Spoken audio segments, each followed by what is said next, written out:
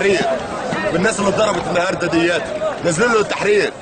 الناس اللي اتضربت دي ما عند مين؟ عنده هو، لان الخليجيه بتاعتنا دي، السفاره دي بتاعتنا هي اللي مقصره، قولوا مش هنسيبها له، مش هنسيبها له البلد. مش قال انت من عينينا هتطلع عينيها دي.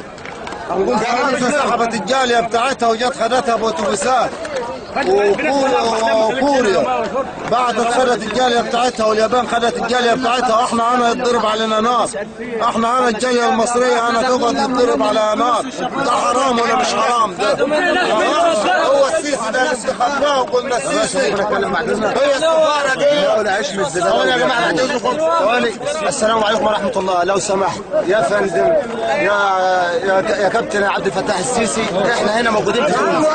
لا معلش تعبانين اخر تعب. الناس ما مكان على طيران حتى لا يا عم معلش بقى اصبر. حتى لا والله تعبانين في اخر تعب، مش لاقيين. يقول لنا يومين مش الا بسكوت وتعبنا. احنا بنطالب